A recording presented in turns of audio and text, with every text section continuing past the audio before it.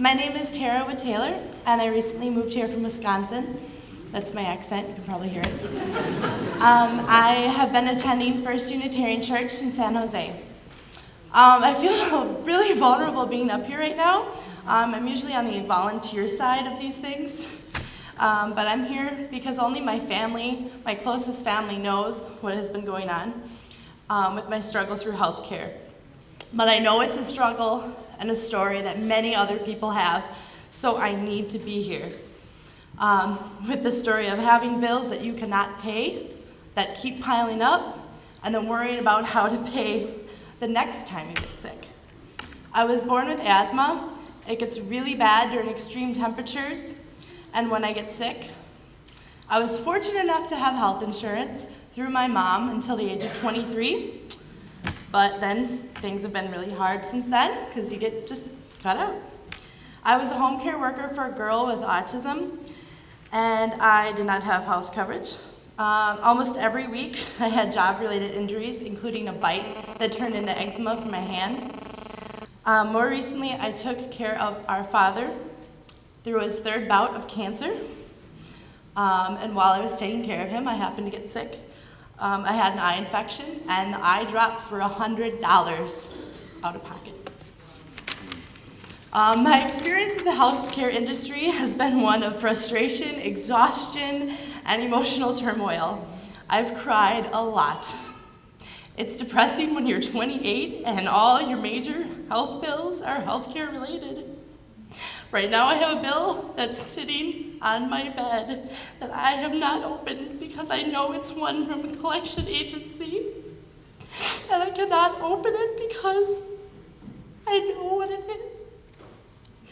And I know once I open it, I'm gonna have to face more healthcare costs that I cannot pay.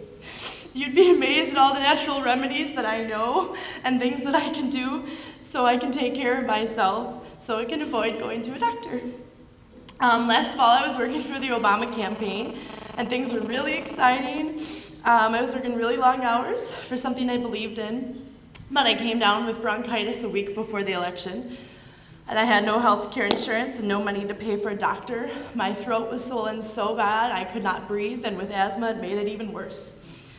With all this, I was just thinking, how was I going to pay for it? But my mom was there, and she literally had to drag me to a doctor. I asked for a physician's assistant instead of a doctor to try to keep costs down, and I felt so vulnerable and stuck, trying to debate which test to get.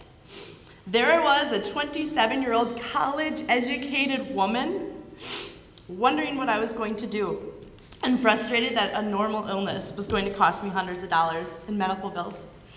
And my only comfort was that my mom was there with me.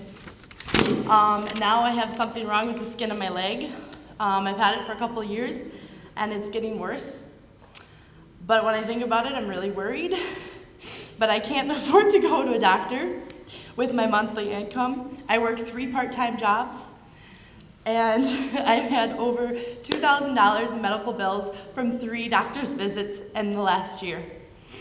I send what I can, $5, $10 at a time, to try to keep the bill collectors off my back, but obviously that hasn't worked because they just sent one. So if they're out there and they hear me, then maybe they can figure out what's going on. I'm looking for a full-time job with benefits, of course, but I haven't found one. My mom asked me what I wanted last year for Christmas, and I said a new pair of glasses. I hadn't had new glasses for 5 years, and I felt so happy to be able to see and see all you beautiful people.